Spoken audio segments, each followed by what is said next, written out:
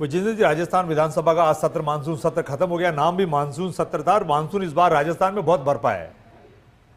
108 साल बाद पहली बार इतनी बड़ी बारिश हुई है और उसके अंदर सरकार ने किस तरह की अपनी परफॉर्मेंस दी, ये लगातार सारे समाचार पत्र और आपके सारे चैनल दिखा रहे थे और प्रतिपक्ष ने लगातार उन मुद्दों को उठाने का प्रयास किया, लेकिन वही परंपरा के तहत कि इनको बोलने मत दो।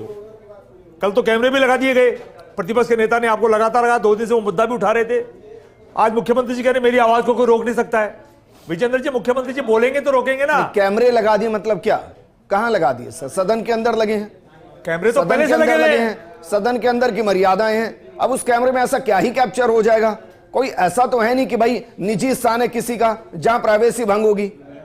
मैं ये कह रहा हूं कि भाई आपको इससे बहुत फर्क पड़ गया कांग्रेस को कि एक सार्वजनिक जो मंच है, जो जनता का मंच है, जिसकी लाइव वेबकास्टिंग होती है, लाइव होती है सर, स्ट्रीमिंग होती है लाइव, उसमें अगर एक कैमरा लग गया उससे कांग्रेस को फर्क पड़ रहा है। लेकिन कॉमन मैन से जुड़े विधेयक, उनसे जुड़े इश्यू पर कांग्रेस को फर्क ही नहीं पड़ रहा है।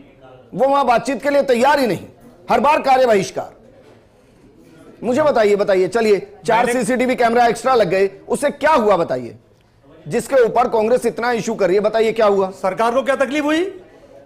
अगर कैमरे लगने से प्रतिपक्ष को अगर कोई तकलीफ हुई, अरे भाई क्या उन्होंने ऐतराज किया? बताइए ना। क्या उन्होंने पूछा कि किसके पैसे से कैमरे लगे?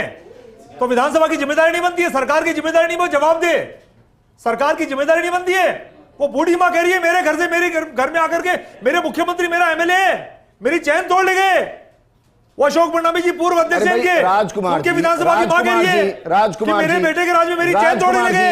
राजकुमार जी वो पोती कह रही है। आप बताइए, चलिए आप बताइए। मेरे दादाजी के राज में मेरा बलात्कार हो गया, एक विधायक को कैसे जाऊं? बस यही समस्या है कांग्रेस की। सड़क पर खूब हंगामा करेगी और जहां उसको टेबल करके बात करनी है वहां वो कार्य बहिष्कार करेगी।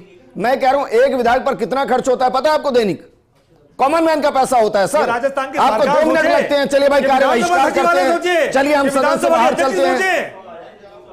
प्रतिपक्ष की आवाज दबाना चाहेंगे। मुझे 2 इशू तो बताइए सर। जितने भी ज्वलंत मुद्दे हैं उनको हम सड़क पर सदन में उठाना चाहते हैं। सदन में नहीं, भारतीय जनता पार्टी की सदन में नहीं, हमारी सुनना ही नहीं चाहती है। एक अलग स्थिति बनी है, कितनी बारिश हुई है, एक अलग स्थिति बनी है।